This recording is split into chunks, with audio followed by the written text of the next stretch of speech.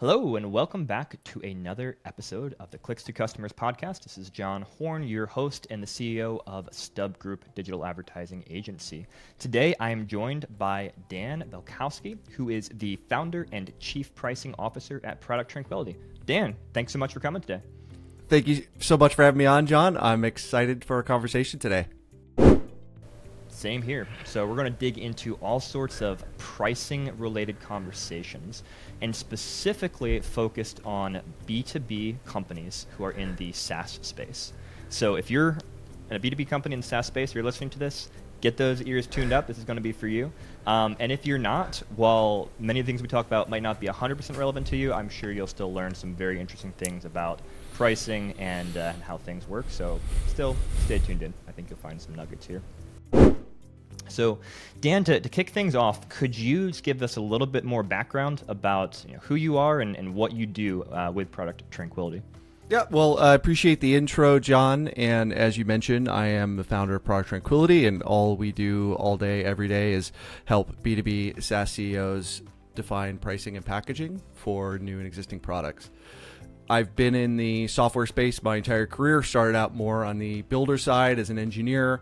I quickly realized that although it was intellectually interesting, the computer did not care how much I yelled at it. It still would not run my code. So I ultimately found myself much more fascinated about how customers got value out of the products that we were building and how that turned into dollars and cents for the business. So that led me more into a product management route. So did that along with an MBA and had different levels of responsibility as a product leader, including being head of product at a marketplace startup. And along that journey, I got roped into a lot of pricing conversations because although product management traditionally is not responsible for pricing and packaging in the organizations I was part of, product marketing owned it, which we may talk about. I believe that's the proper owner for it, but they didn't really have much experience either. They looked at me and said, "Hey, like, you've got this fancy MBA, like, do you know how to do this thing?" And so, I made a lot of mistakes out of the gate, but also got, a lot of reps sort of as an operator doing that. And yeah, went off about 5 years ago and started Product Tranquility. And now all I do is help companies try to effectively monetize their products, capture the value that they're delivering to customers in a fair way, and get their products in the hands of many customers as possible while still building a profitable, successful business. Awesome. You mentioned your price and value there as well, and we'll dig into what both of those things mean and how they relate to each other as part of the conversation. Before we get to that, though, I'm curious, when you're working with these B2B SaaS companies, do you generally find that they are very cognizant of kind of the price value conversation? They're thinking about it, or do you have to do a lot of education to make sure they're paying due attention to that aspect of product design and marketing? Value is a really tricky term, and it's one of these terms that can create what I call the illusion of communication, where everyone can go into a room and speak about the value of their product, but also be talking completely past each other. And so I think that's a very dangerous place to be, because you can have this feeling that, oh, we were all on the same page, and then you find out a month later, like, oh, we were not on the same page for whatever reason. So price and value are intimately linked. Now, whether or not clients kind of understand that up front, I think there's, at least in the back of their mind, some folks think about value and price being linked.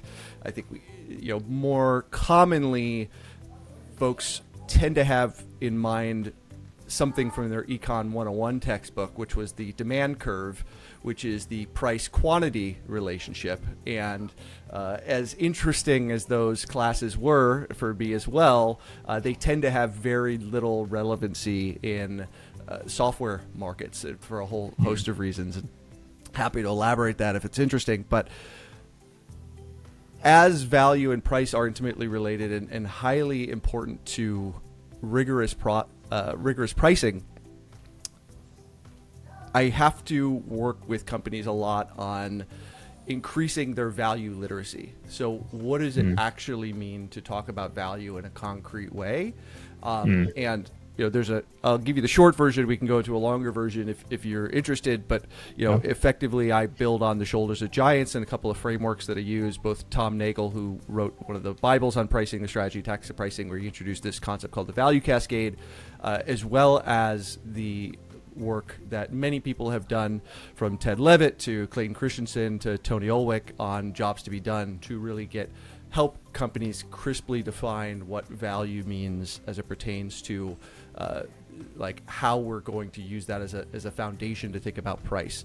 And often in the B2B software market, there's some sort of functional outcome. So the customer is trying to somehow increase their revenue, decrease their costs, decrease risk, increase their compliance. There are emotional benefits. It's one area where job to be done is very helpful, where there's a Timex and a Rolex have the same functional benefits, but one confers a different status than the other. That exists in B2B markets, but we want to get very crisp around pricing exercise in terms of those functional outcomes, which tend to be very relevant for B2B software companies.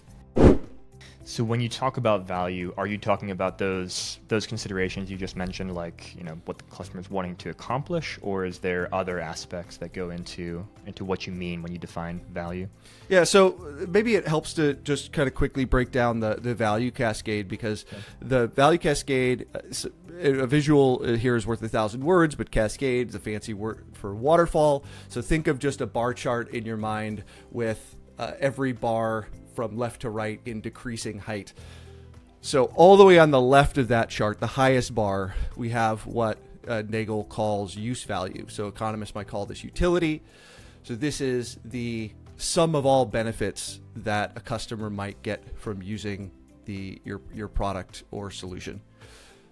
However, this use value is rarely relevant in a pricing exercise, because we live in a world of options.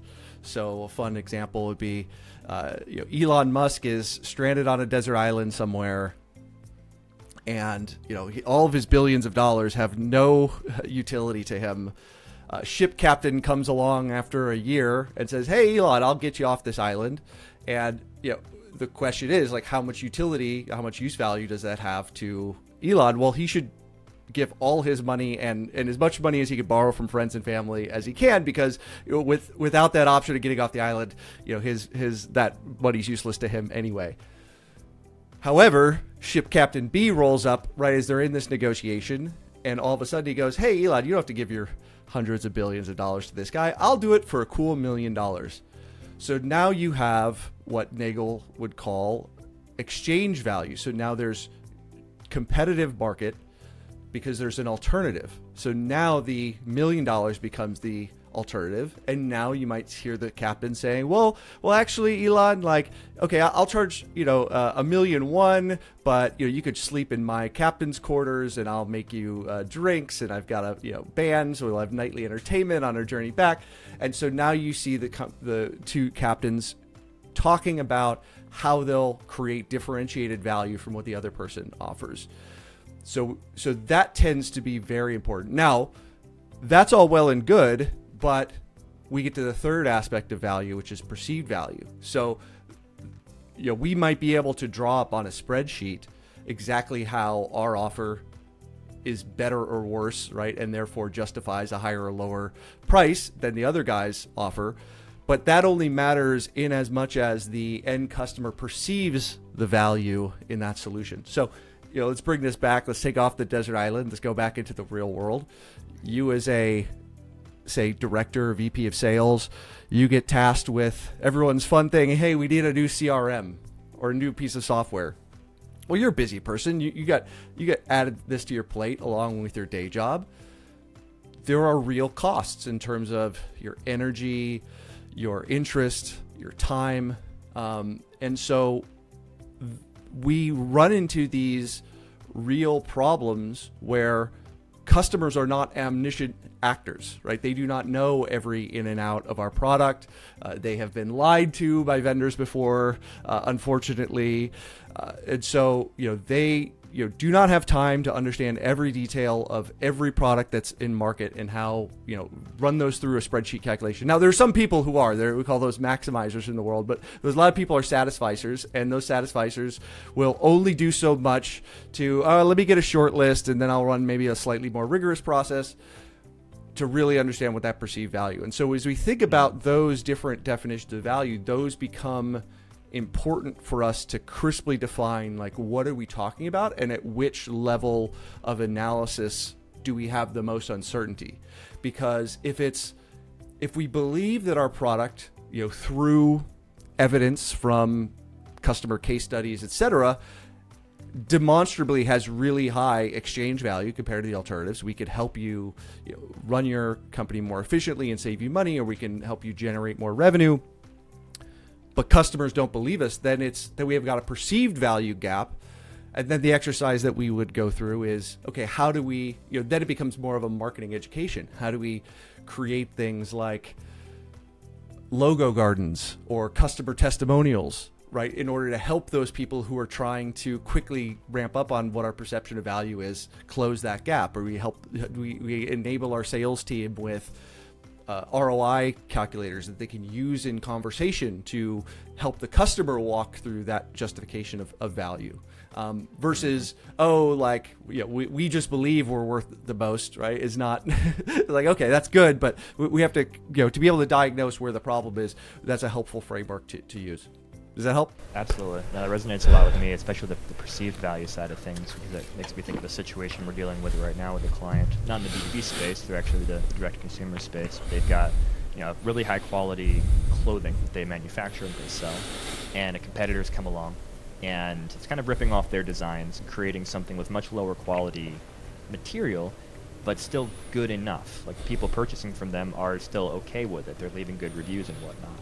And so there's this conversation we're trying to have with this client, which is, that your product is much higher quality than this competitor's, but customers don't perceive that difference in value. They have a good enough experience with the lower quality product they're purchasing, and it's half the price. And so that's why we're having a hard time selling these products right now, is because we have to either educate, somehow create that perception of the understanding of the difference in value, or we're going to have to make some price point changes because can't continue as is. So yeah, that perceived value very much resonates. I'm curious, as you come alongside of businesses, start looking at what they're doing, start helping them, what are some of the biggest mistakes that you see them making with their pricing and value structures? Well, I think there's a few things just at an overall mindset level. I think that's the first largest one, is that there's really only three ways to grow a SaaS business, which is acquisition, monetization, and retention. And acquisition tends to get all of the oxygen in the room. Monetization is this weird thing where it tends to be nobody owns it. There's no process around improving it. Everyone sort of is invested in it, so anyone who touches it stands up as I'm going to go getter, I'm going to go change this thing, quickly runs into a lot of potentially political quagmires where there's a lot of competing opinions that they can't figure out how to disintermediate.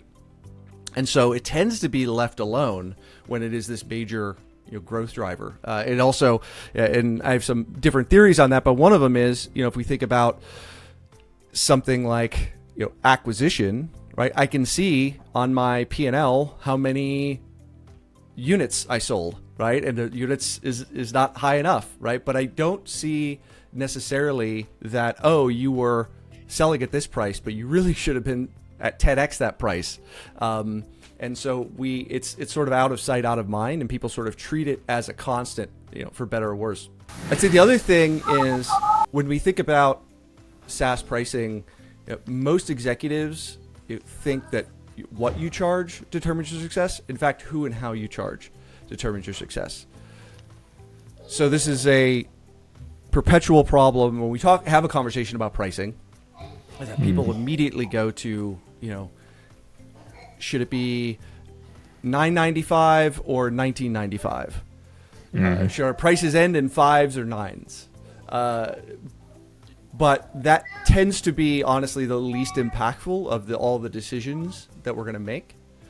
really, again, goes back to thinking through all of the elements of our packaging, how we charge, our price metric, our price model, offer configurations, our price fences. Do those align with the value? Do they help us support that value communication so that customers understand what they're getting and why, as they get more value, they pay us more as a fair exchange of that?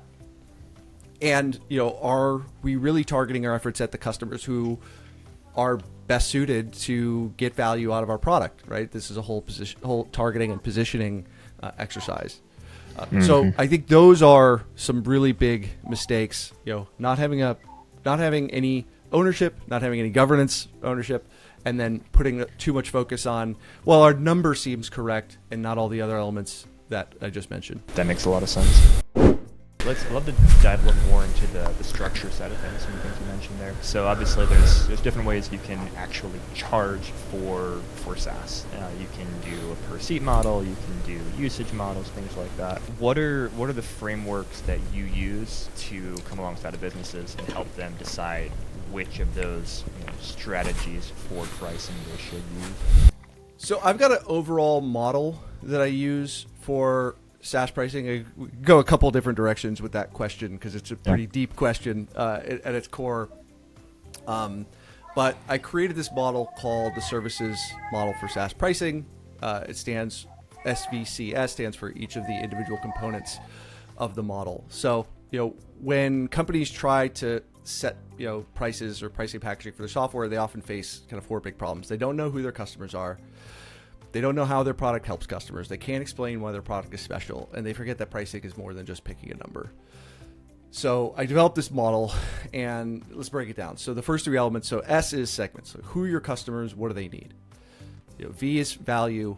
How does your product help customers? Why is it important to them? C, competition. Like, what other choices do your customers have? So those first three elements, it can be considered inputs to the overall pricing process, because your pricing power really comes from the differentiated value you create for a particular segment beyond the competitive alternatives that they have available. So, and then those three elements filter down into the final piece, which is strategy. Like, how will you sell your product to the right customers? And strategy I use in the Michael Porter sense of the word. So strategy is about making trade-offs. You can't make everyone happy, so we need to choose. So which customers will we focus on? Like, how will you show them that your product is the best choice?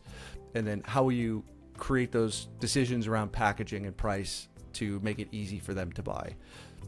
So those are kind of, that's at a very high level, the elements we'll go through. And then there's a bunch of sort of sub-elements within there. That makes sense. So looking at my notes here, now one thing that you've mentioned outside of this interview is the 3 C's related to pricing. Could you walk us through what are the 3 C's of pricing? Yeah. So, because your last question was, if it's at all interesting as well, like, because you did ask specifically around like per seat versus usage based. So if you want, we could put a pin in that and come back.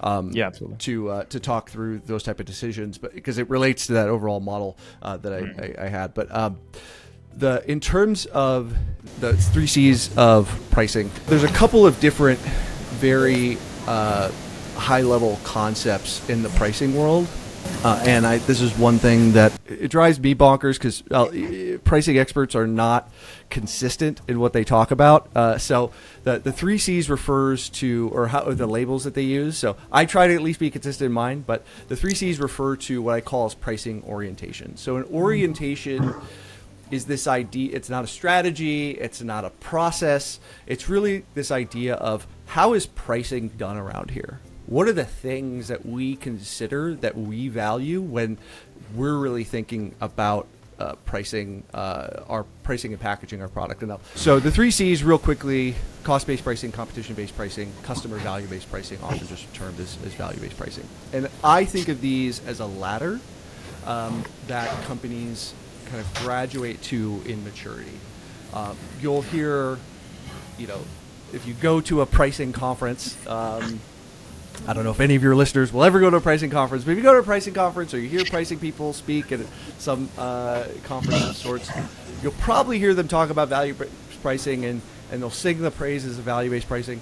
The very truth is that very few companies do kind of true value-based pricing, and it's because it's very challenging and requires a high level of maturity, and it requires a whole kind of value orientation within a company. I would say even less than 20% of the largest companies in the world, the S&P 500, do kind of a true value-based pricing approach. That being said, it's a North Star to shoot for and constantly increase your maturity. And even if you're lower rungs on the ladder, you can collect information that helps you make decisions lower on. But cost-based pricing is really, let's look at, you see this a lot in, if I'm selling a CPG product, deodorant or shampoo or Coca-Cola, I have a cost of that good that's going out. And so I can do a very simple calculation that says, well, it costs me 10 cents to produce this, and I'm going to mark that up and sell it in the market for 50 cents. And that's going to be my price. And I'm using cost as that basis for the price that I'm charging. Mm-hmm. Now, this tends to be the place that people start, and it's not the worst place in the world, because at your peril, if you don't even know your costs, this thing costs you 10 cents and you go to the market and sell for 5 cents, you're not going to be in business very long. Yep. So it at least helps you understand what a floor is in your market. That being said, you do not want to stay there for very long. It tends to be very seductive, especially for CFO types. I love all the executives who I will mention in this spiel, but we all bring our biases. But if you have a spreadsheet and you have all your production costs, it's very tempting to be like, well, we want an 80% markup. So there we go. Then we got the costs. We have an 80% markup. There's our price. The problem is that 80% markup didn't come from the heavens. No one said, John, I grant to you your business gets an 80% gross margin, and therefore, go in peace and spread joy and peace throughout the land. That is not what happens. You made a subjective judgment. And so you don't want to get stuck there, because you're like Elon on the desert island. They have relevant alternatives. You're living in a market environment. Very few companies have no competition, and I would actually say anybody who says they have no competition hasn't. They should go read a lot about Jobs to be Done, because there are many competitive alternatives, even if they're not what you think of as direct alternatives. And so we need to take into account the competitive marketplace that we live in. Now, that information not so directly available. Like with cost information, all that data is inside the building. Competitor data, we may have to go out and talk to some customers who have been in a recent sales process. We may have to go look at other competitors' websites, maybe hire a competitive intelligence firm to execute some other tactics for us. So it could be a little bit more expensive. The information isn't readily available. This is a second trap, because companies get stuck in competitor-based pricing for too long. The problem with this is, in my intro, I talked about my time in engineering and product management. And so one of the things as a builder and as a product leader, you should at least be paying attention to your competitors. And so one thing that can happen as an early product leader is you look at your competitor, they just released some new version of their offer, and they've got all these features. They got a bunch of features that you don't have. And so, oh no, panic sets in. We don't have those features. Now, this is a trap, because what you don't want to do, and you learn very quickly as a product leader, is make an assumption that your competitor knows what they're doing. Anyone who's been a product manager for any amount of time has had to build that blue light special. CEO had a dream. They had a golf session with a buddy who told them, hey, this would be a great idea. They've got that enterprise customer that said, you got to build this or we're leaving. And that makes it on the feature list. We have the same problem with pricing and packaging.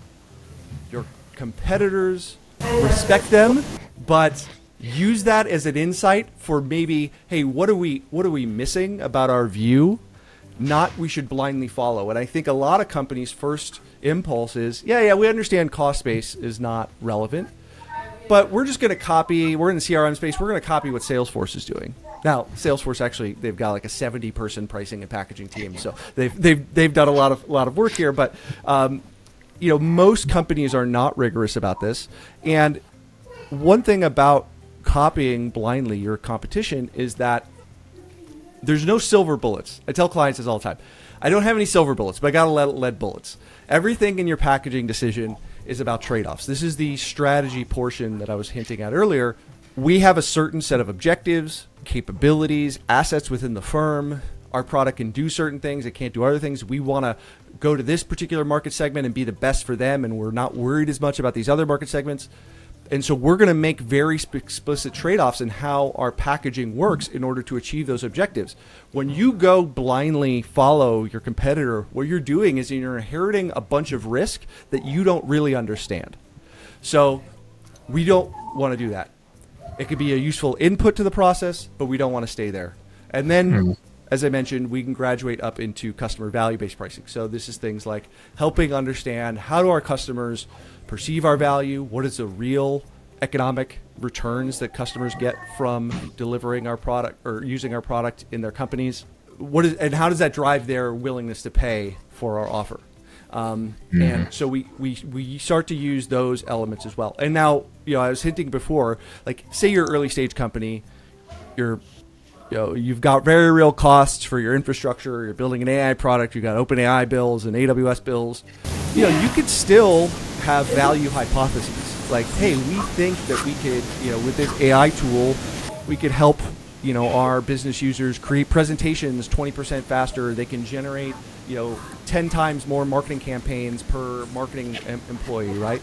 Now, you may not have, the thing is, what that prevents is you're still too early stage to have collected enough value proof to fully base all of your pricing and your justification for your pricing off those value statements. But you should still be looking for them even early on. Does that help? That's an awesome explanation. That makes a lot of sense, going from cost-based to competitor-based to value-based. And I can think of examples from our own client base of how some of our clients have come up with their pricing strategies or set things based upon some of those different examples. Yeah, that's a fantastic overview. I'd love to go back to that pin that we put in the seat versus usage conversation and get your take on how to think about those structures. Yeah. So as I hinted at before, SaaS packaging has 4 elements. So price metric, price model, offer configurations, and price fences. One thing I mentioned my frustration with the pricing community at large, one of them is around usage-based. I think when people talk about usage-based pricing, it tends to conflate both price metric and price model in that explanation, and you're never quite sure what they're referring to. So hopefully this explanation I'm about to go through can help clarify for people so that you don't get lost in the pricing community weeds. So price metric is what we charge for. So in a B2B SaaS world, that could be API calls, gigabytes of data, it could be seats. One example or metaphor I like is the McDonald's, right? So I go to McDonald's, I buy a hamburger. That hamburger costs, well, I don't know. With inflation, I haven't been to McDonald's lately, so maybe it just costs $2, but maybe these days it'd be $5. So let's just say it costs $5. I pay McDonald's, I order a hamburger, I pay $5. So I paid per hamburger. If I buy 2 hamburgers, I pay $10. And that scales. If I buy 10 hamburgers, I pay $50. So that's my price metric. I'm paying per hamburger. Then I have my price model. So this is like how and when payments flow through the system. So software companies, we were 20 years ago, before Benioff put us on this world of SaaS, we were all perpetual. And then there's subscription, and now it's pay as you go. There are other models as well, but one way to think about this is like, okay, I buy that hamburger. What's a perpetual transaction? I have the full rights to do whatever I want with that hamburger in perpetuity. But I've never seen McDonald's offer a subscription. I think Taco Bell is flirted with a subscription. I don't necessarily endorse that. But we don't see much of that in the fast food world. But most of our McDonald's transactions are perpetual by definition. Then I've got my offer configurations. So these are how are sets of features grouped together to create bundles that make sense to customers. So McDonald's, we're very familiar with the value menu and their value meals. They go, give me a 1, give me a 3 with no onions and cheese, and a large drink. Right? They've taken the fries, the drink, and the burger and grouped them together into offerings that make sense for customers.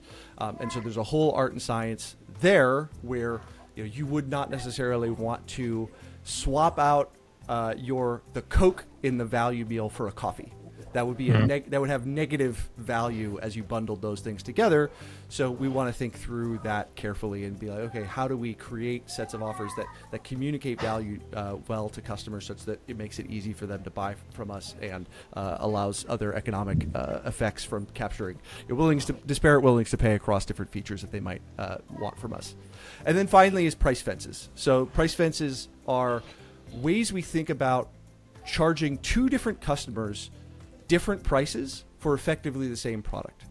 So these are usually in terms of things like identity, time, and volume. So going back to our McDonald's analogy, you and I both go to McDonald's after work, and I get a large drink and you get a medium drink. The price per ounce that I pay will be different than the price per ounce. We got the same exact product, but because I bought more volume, my price per ounce went down. We see this all the time with in software, where if I again go back to buy a CRM, the first seat I buy, you're selling to Joe's consulting shop and they need 10 seats of a CRM. It's gonna be very different than I'm selling to JP Morgan and they need 10,000 seats. Because JP Morgan's not going to pay that list price all the way up. They're going to be like, I'm not paying you $1 billion a year for your CRM. There's going to be some curve right on the volume, right? Or what that means identity is say we go to McDonald's, and I actually don't know if McDonald's does this, but maybe if you're a veteran or a student, you can show an ID, or if you're a senior, you can show an ID. Time, right? We all know or make fun of the Denny's the early bird special, right? I go have dinner at 4:30 p.m. I'm going to get a discount, right? And we see that at the movie theaters. So these are things like price fences, and we have the same things in B2B software. So those are the elements. Now, as you kind of were hinting at before, the usage-based versus seat-based. Again, that usage-based, it's never quite clear. Are we talking about a subscription versus a pay-as-you-go, or are we talking about a change in a pricing metric? So let me give you an example. Slack, everyone's favorite communication tool, they have a seat-based model. So once you start on the payment, you pay per seat. But they also track how many of those seats are active on a given month. So it has the characteristic of a pay-as-you-go, but is also seat-based. I can do the same thing with any other usage-based metric. Think about something like I used to work in the IT operations management space. So you sell software to, for example, monitor servers in your IT environment. So how many servers you're monitoring is how much you're using the software. So that's a usage metric. But I could sell that as subscription. So I can sell you a subscription where you're entitled to monitor up to 100 servers. I could sell you one where you can monitor up to 10,000 servers. If you monitor any thing less than that, I don't care. You pay me the same. That's a regular annual subscription. And if you try to go over that, I don't allow you to monitor anymore until you're at your limit and you have to upgrade. So there are different decisions depending upon where we see our value aligning and how we want to share risk with the customer based upon how much value they're getting and then other relevant business decisions. Does that make sense? Yeah, absolutely.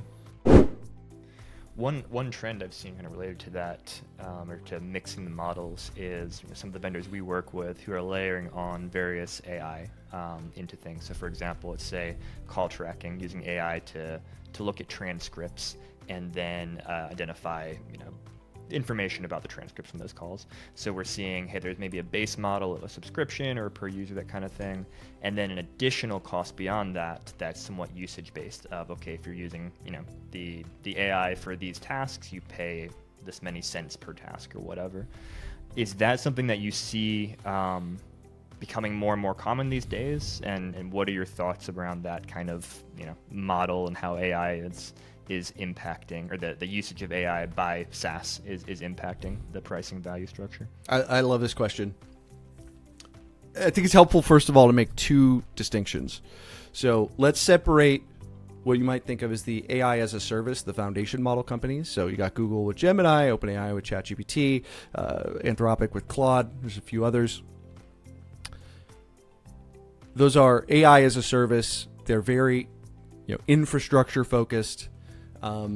Yes, most consumers may be paying OpenAI $20 per month, but the vast amount of their usage is people calling their API to support these AI-enabled applications, which is, I think, the area you were hinting at. Yeah. I do not love this idea of we have a per-user model, and now we have this additional AI capability. Let's add a secondary pricing metric to track that usage of that.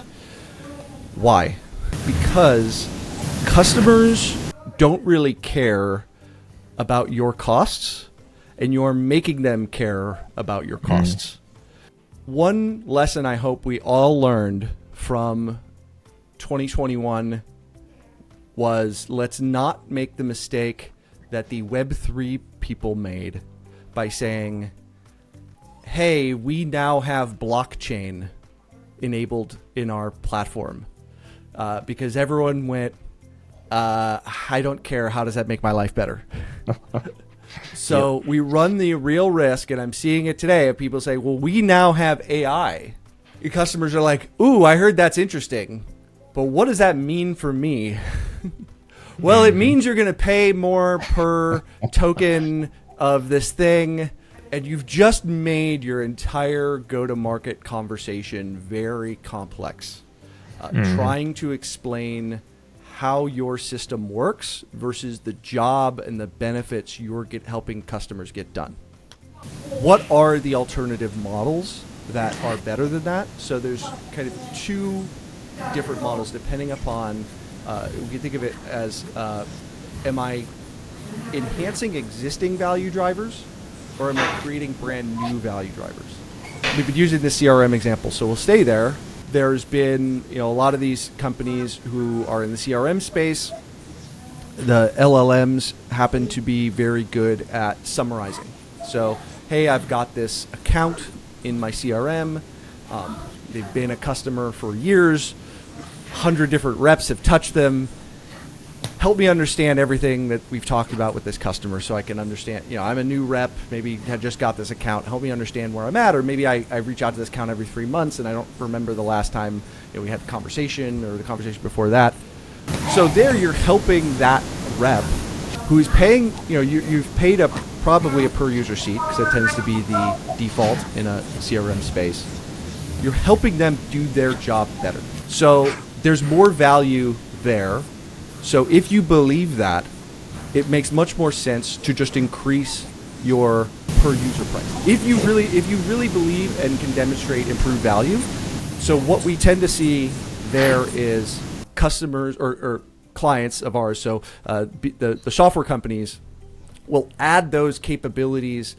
If they've got, for example, good, better, best offer configuration, they'll add the increasing levels of capabilities to higher and higher levels of those tiers to encourage upgrade paths, so that drives revenue uplift through having those capabilities. Where it's like, oh, okay, no, that'd be valuable, and so I'll pay more for that. But then also you have the opportunity to increase that user level. Talking about something like per task, it's really dangerous, because I deal with this all the time, even outside the world of AI, right? Where people say, well, our good product, especially if you have enterprise, right? There's some sort of report generation. So like we're going to say the good version, you can do up to 10 custom reports, and the better you can do up to 25, and the best you can do up to 100. Well, if I'm a new buyer, it's like, well, I don't know. Like, I don't know anything about the reports you have. How many custom reports am I going to need? Right. Contrast that with, it's a per user metric. We'll be like, well, how many sales folks do you have? Oh, we got 100. Okay, well, it's $10 a user. It's $1,000. Like, we could easily do that math. But now I have to go through this conversation and be like, well, I don't know how many reports I'm going to need. I don't know how many tasks I'm going to run. I don't know how many automations, right? Because I haven't used it yet. So you don't want to get overzealous with those fences, because those tend to create anxiety on behalf of the prospect because they're then unsure. And the more of these you add, the more unsure they get. And we all know that these anxiety things build up in a sales process, and people tend to, revert to status quo. It's not even maybe you lose the competitor, but they just decide to make no decision. I hinted at the other model, which is creating net new value drivers. So this is a model that we've started to see, for example, with Microsoft Office 365. Where they created their, you got Office 365, Word, PowerPoint, Excel, etc. They created the Copilot offerings, and so they say, look, Word, it's a great word processor, but the Copilot now we can write your report for you. That's an entirely new value driver that didn't exist, and so we're gonna create a add-on capability that you pay more for, and they even made a very aggressive stance. I might get the exact numbers wrong, but it was something like $10 per user for the base Office 365 package, and then an additional $25. So the additional Copilot was 2x or more of the base fee, right? So they not only believe it was an extra value driver, but it was actually even more valuable than just even having the base word processor as a differentiated capability. So we see those two models for people to better take advantage of this AI-enabled applications. Does that make sense? Makes a lot of sense. Yeah, thanks for walking us through a lot of territory here, and coming up on time. Other questions I wanted to ask you didn't get to, so maybe at some point do a follow-up, but I think there's a lot to chew on for those who have made it this far with us. So to wrap up, I would just say, what is the best way to reach out to you? Someone's listening and is curious about maybe working with you, looking for your help. How can they find out more about you? Yeah, well, I appreciate the time and your audience, attention through this, and I am pretty easy to get a hold of on LinkedIn at Dan Balcauski, and I also have my website, producttranquility.com. If folks are in the B2B SaaS space, I also have my own podcast called SaaS Scaling Secrets, where I interview scale-up B2B SaaS CEOs. So we're heavy into season 2, and that's gone really well. So if folks are interested in topics sort of even beyond pricing monetization of just how to handle all the challenges of quickly scaling a SaaS business, that can be found wherever podcasts are located.